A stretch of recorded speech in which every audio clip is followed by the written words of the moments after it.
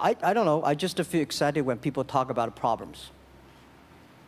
I think think about if you can solve one of them, that's the chance. And today, nobody live in this century has so many opportunities and so many tools they can use to change other people's life. And I think in the last century, which I call the IT time, this century is called the DT time, data technology. IT is to empower yourself, make yourself strong. DT is to empower the others. When you empower the others, you empower your future, yourself. So when I listen to you talk, I agree, and I think that's why we were born in this century. That's why how we can use the internet to help more people. I think today people worry a lot about the world, about the economy, China economy in the world, but I'm very optimistic. When people start to worry, that is the opportunity is. Right? I worry about the blood testing, and she created good things. And I think great innovations, great companies always happen in the tough times. Life's like the music. You have up, you have a down, you have a long, you have a short notes. And I like the American movie. Life is like a box of chocolate. You never know what you're going to get, right? So I'm pretty optimistic. The opportunity in the future for equality is huge, because in the last century, the IT is for big companies. The globalization is for big companies. But now with the technology, we can serve those 80% of the companies that never been served. We can serve the 80% of the young people that have never been served. Technology for internet is so cheap, so easy to use. One of the reasons why we grow in China e-commerce so fast, much faster than the USA, because our infrastructure of commerce in China was too bad. When it is too bad, something happens and goes. Today we are working on the rural areas of China. I can never imagine that China, about 800 million people still live in the rural areas, are farmers. And there are about close to 200 million people. Their income is less than $1 per day. And before the internet, it's impossible for these guys to reach the PC because it's so difficult. Even people like me, I don't know how to use a PC. But now 80% of the farmers, those people using mobile phones. When I have the mobile phones, the internet, the data, things change a lot. So I'm excited about the future. People always worry. I love the young kids sitting there and talking about the dream, the hopes, because if they have the hope, we have the hope. That's what I believe. And let's just take what you do. And I've loved every description I've ever heard about how you serve people, and your story about the bamboo farmers and your wife and her friends. It was fabulous. But where's this going? What are you going to do? What are your plans to maximize the use that people in remote rural areas of China can make of their cell phones besides ordering your products? How are you going to get it? Are you going to get them in the banking system through cell phones? How? Well, we never know that we can grow so fast. In the past 5 months, we covered 4,500 villages. And these people, normally they use in very traditional way. It took them like we went to a rural area. It took the farmers 2 hours to walk to the downtown in the middle of the town and buy things. But today, because the mobile phone, and we can deliver things to their home, to their village within 72 hours. I remember last week I read a very interesting news. This is amazing. There is a girl, she told me a story. She said her grandfather, 92 years old birthday. And for his life, he always wanted to try one Western style food. But he lived in the rural areas. There's no such restaurant food. So she said, I tried on the internet, book a restaurant dinner for Western food, delivered to that village. And they finally immediately find one restaurant. There are 3 guys. They took like a 3 days bus from Shanghai to that village. made Italian spaghetti and beef for them for this 92 years old birthday. And whole village was excited. Everybody started, wow, you can order food, restaurant style food. So buying almost everything. And also we're helping, there are a lot of farmers, they plant a lot of apples, great apples. But 90% of the apples rotted because there's nobody buy them. They normally buy by track. If you sell the apples, they sell whole track. And using the traditional way, they can sell by whole basket of the apples. But now, because of the internet, they sell by one. Each apple, they sell $1. Or 1 RMB or 2 RMB for each. So the farmers see using internet, they can buy and sell using the mobile phone. That changed their lives. And I think it's exciting. And people need examples when they see, well, my neighbor made money through online to selling things. My neighbor buy much interesting things online. People start to learn. And more people start to buy the mobile phones. We cannot make all the mobile factories to sell phones to them. Only they know the mobile phone really works, helping change their lives, they start to buy the mobile phones. Just one more question. And then, do you think this will make the current problems like the current problem in China less likely? That is, if we'll have more market information and the market will drive where the investment goes instead of the government trying to make judgments about, I better build another housing development or office development here, there, or yonder, and you wind up with a bubble. Well, if it comes from the bottom up, is it more likely that fewer bad things will happen? Yeah, I think the last week I was in Seattle discussing about the China economy. I think you American people worry too much about the China economy. Well, you see, every time when you start to worry about China, China goes better. Every time you think China is in problem, we'll get better. But when you have to say, you have a high expectation of China, China always a problem. Like parents have the expectation of the kids, are the same. But there's a big difference between American consumption because people say, well, the economy is bad, so China consumption will be good low. No, totally different. You Americans love to spend tomorrow's money. And the other people's money, maybe. Or maybe the children's money. We Chinese love to save money. We are probably the largest country, the safe deposit in the whole world because we've been poor for so many years. When we make money, we put in the banks because someday we know the disaster is coming, so we can spend the money. So when the economy is bad, we still have the money to spend. You guys probably don't. You worry. And the second thing is that China been focusing on developing for the past 30 years. China government so strong on investment, so strong on exporting, but they are too weak on the domestic consumptions. Domestic consumption is not driven by government, it's driven by entrepreneurship, driven by the market, not the government. So in the past 20 years, government is so strong. Now they're getting weak. It's our opportunity.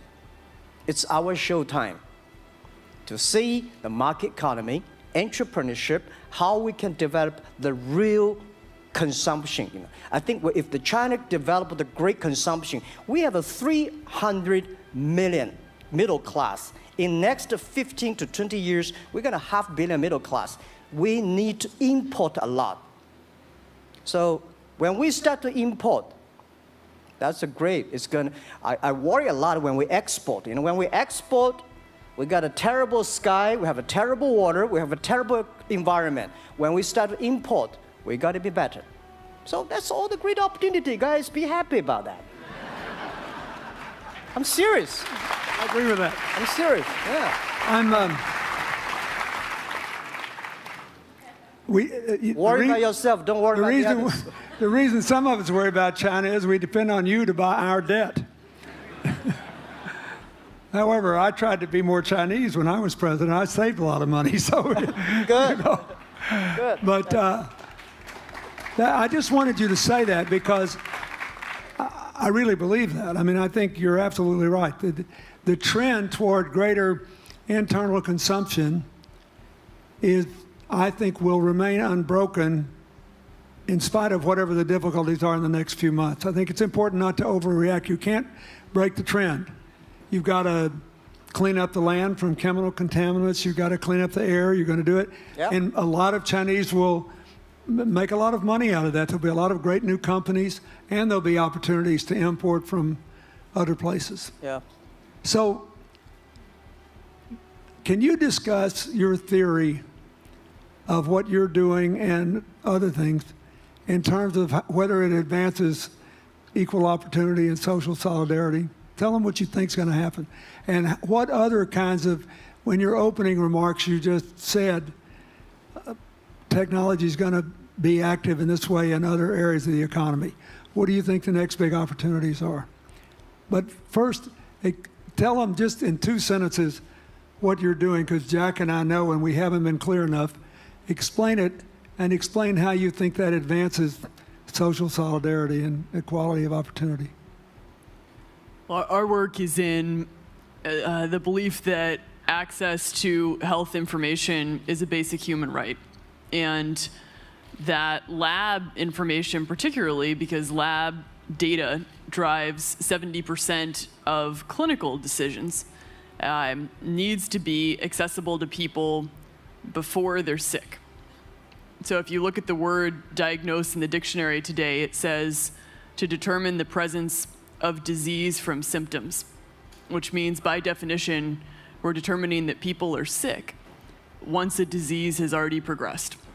And our work is in being able to make lab testing accessible to people in time for therapy to be effected, and to do that in a way in which every person, irrespective of their insurance status, irrespective of where they live, can afford the ability to get a test done. So that means, in our case, we've invested the last 12 years in now developing hundreds of tests, many of which are less than $10. So $2 tests in the United States. And I think one of the amazing things about this country is that we have such an incredible ecosystem for fueling creativity, and that creativity can create new markets. So in answer to your question about the market being able to conform itself to social good, I think the creativity that goes into creating these new technologies creates new markets in and of themselves. And our basic belief is that those new markets come from empowering individuals and enfranchising individuals and trusting that individuals have the capability to engage with information, and in accessing that information, beginning to take control of their own outcomes and their own health outcomes, and in doing so, changing the way our healthcare system works. Think what this could mean for rural China, Yeah. for rural India, for Native American reservations Yeah. in America, for the Mississippi Delta, for the remote areas of where all the jobs were lost from coal. You're all of a sudden giving people information. And one of the most important things I think we did in my second term as president in the healthcare front was develop this diabetes self-care program. And all of a sudden, Jack's company could be delivering the means to self-care based on your test. I mean, I think that this is a very big deal. We all want to live as long and as well as we can. And Craig Venner was here. We were joking about whether we'd make it to 100. But in the meanwhile, you want to keep people healthy. And if they're sick, you want to intervene early, not late. Yeah. Well, and if you look at, the ability to engage with this information, we have a $4 trillion healthcare problem in this country. 20% of it is type 2 diabetes, which is reversible. And we have 90 million Americans who do not know they are pre-diabetic.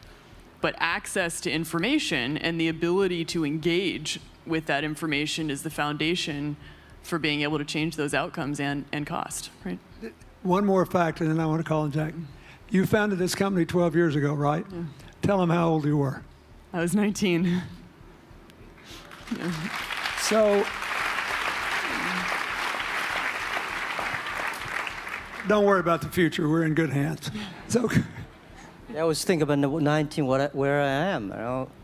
19, I've not passed the examination for university yet. I failed 3 times, but I think it worked out. I'm not good at schooling. Well, yeah, that's why I give confidence to a lot of young people in China. If Jack Ma can be successful, 80% of the people can be successful. People like her, we're jealous. Well, equality, I would like to make a little bit technology helping, because yesterday I was joining the UN Women Conference about gender equality. And I think the first technology revolution happened 200 years ago in the UK, released the human body, the arm, stronger. The second technology revolution in the USA for energy, you can last long. But this technology revolution release the brain. So this century is not a competition who is stronger, whose muscle is stronger. It's who is smarter, who is soft, who can listen. It's the challenge of wisdom. So man and woman are equal. On the internet, you can never see he's a woman or a man. And on the internet, women can serve much better than men on the internet. Men talking about the business, talking about numbers, competition, they make business very cold. Women, they make business very cozy, lifestyle, and interesting. 50%, more than 50% of our shop owners, more than 5 million shop owners are women.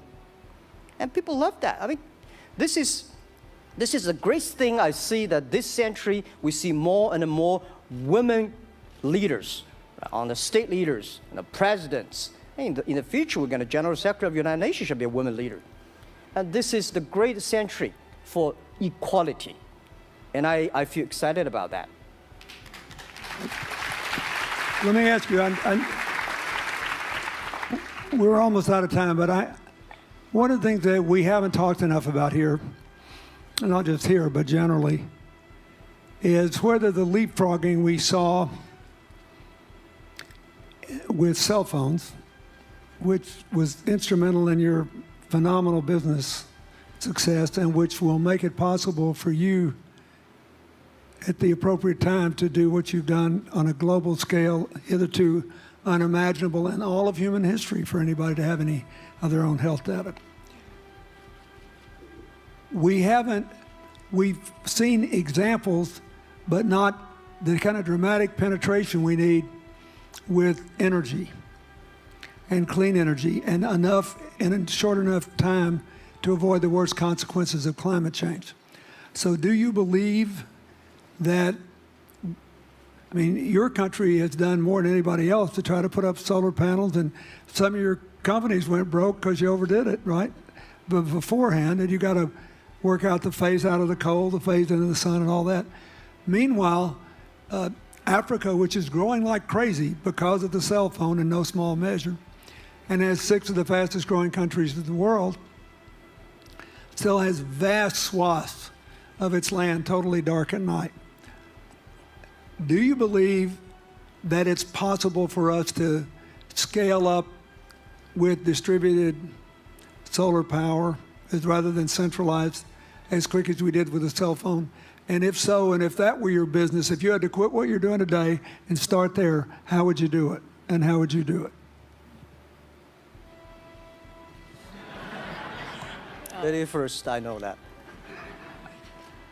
I'm such a huge believer in technology, and I think especially right now, we're at an incredible time in terms of new technology and the ability to apply technology in a scalable way towards solving some of these problems. So I would look at it in the context of some of the renewable solutions that we already have, and in the context of empowering, connecting individuals with access to those solutions, and in the context of creating markets around them. I think that there's real opportunity to actually create an ecosystem in which people can financially benefit from these solutions, and I think that's going to drive an adoption. I think in developing economies, there's a revenue stream associated with that, and the more we can turn even already some of the technologies that we have into markets, the more that we can fuel, I believe, local growth and individual engagement in beginning to adopt some of these solutions.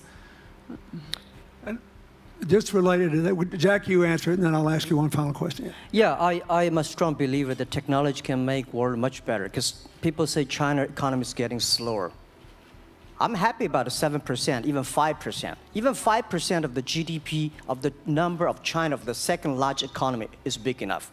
But you don't expect China keep on growing 11%. Because like one human body, when you're 1.8 meters tall, you cannot keep on like a 10% grow every year.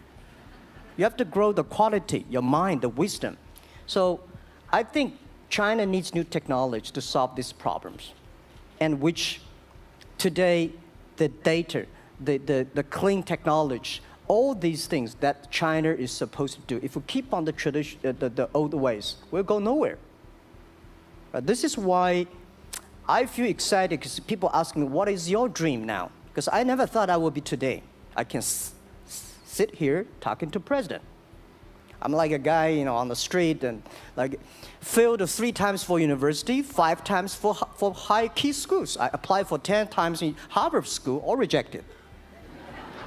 I never thought because of the technology, because the internet gave me this opportunity. So I'm thinking when I retire, I don't want the Chinese people have a terrible water to drink, unsafe for food, and the money we make all spent in the hospital.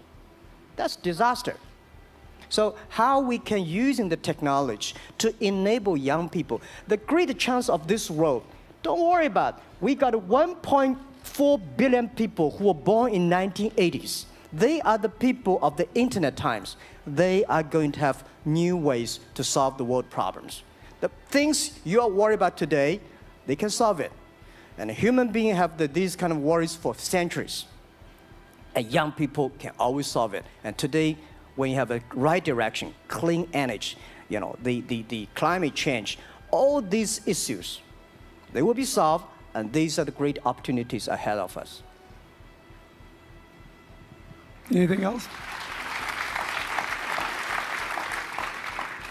I agree with that. I think the more we can enfranchise people, the more we can create ecosystems in which individuals are empowered, the more we give rights to individuals to be able to build businesses, to be able to pursue the economic benefit of technologies, the more you see these markets change.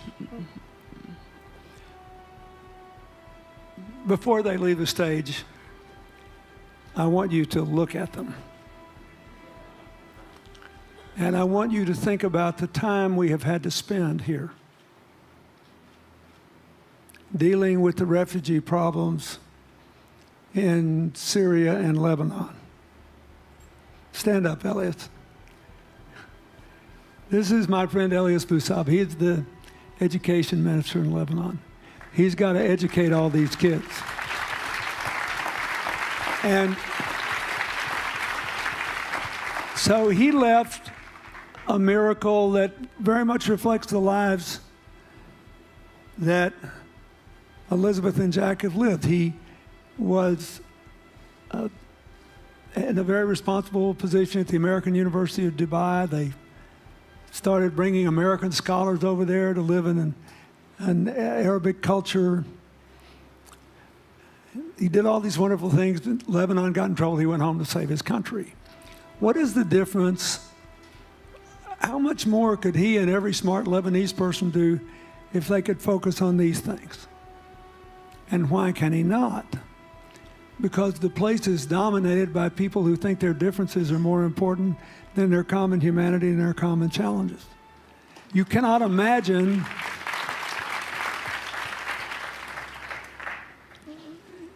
Jack Ma's proud of being Chinese. I like that. He never hid it. He's happy about it. I'm proud to be a global citizen too. Yeah. Yeah. And I imagine Elizabeth's proud to be a blonde-haired, blue-eyed American techno whiz from Northern California. Yes. But they don't, not a word either one of them has said has defined the meaning of their lives or the direction of their work with negative reference to someone else. My friend Dikembe Mutombo, stand up. No, you don't have to stand up. It'll hurt you too much. You're an old man. My 7'2" fall friend was just inducted into the National Basketball Association Hall of Fame. And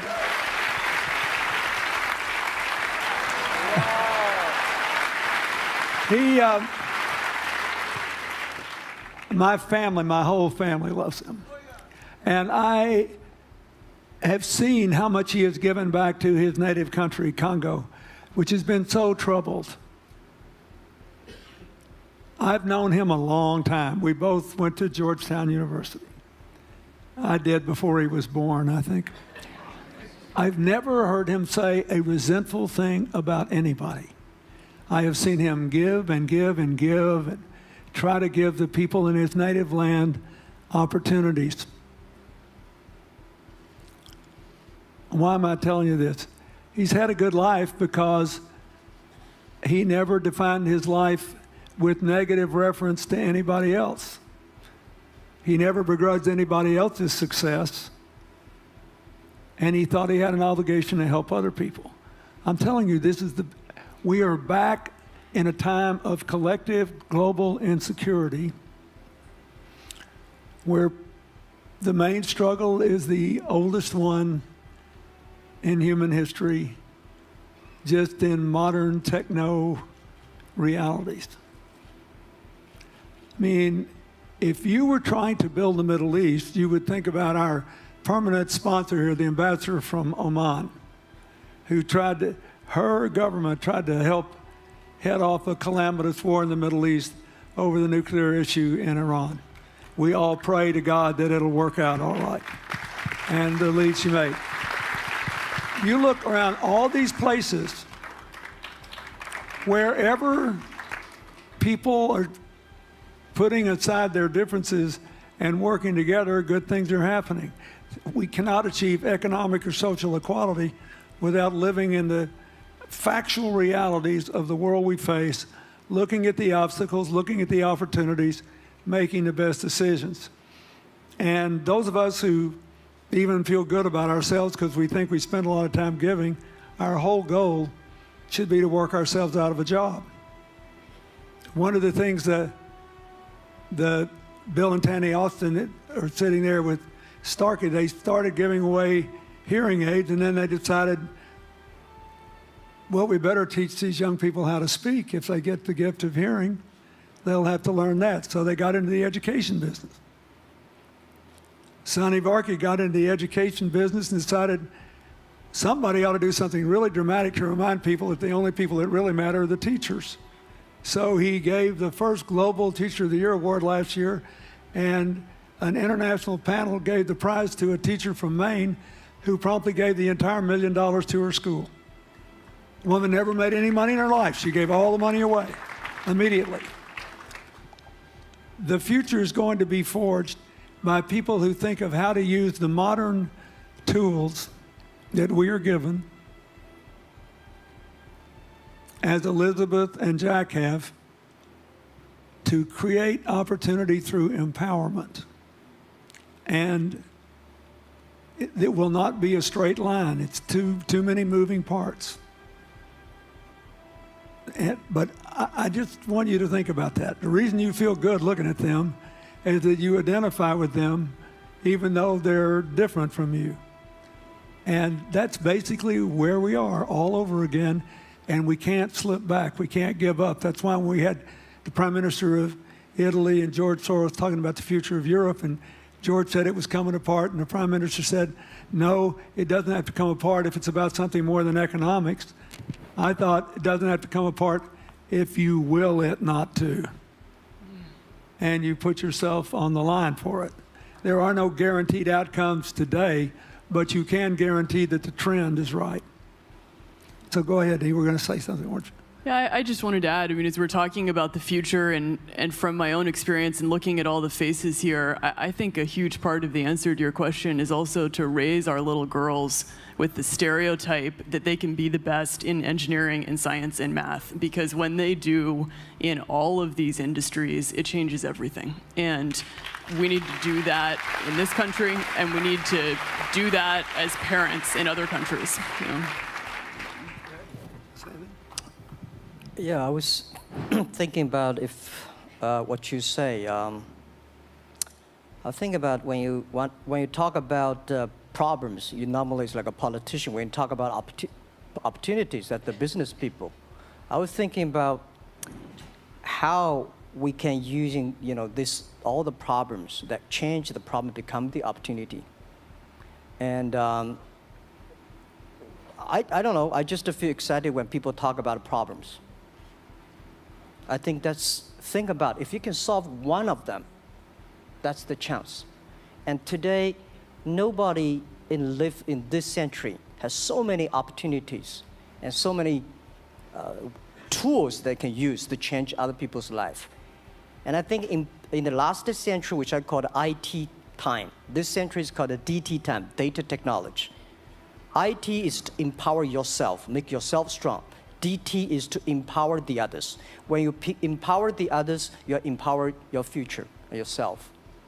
So when I listen to you talk, I agree, and I think that's why we were born in this century. That's why how we can use the internet to help more people. Let's give him a hand. Thank you.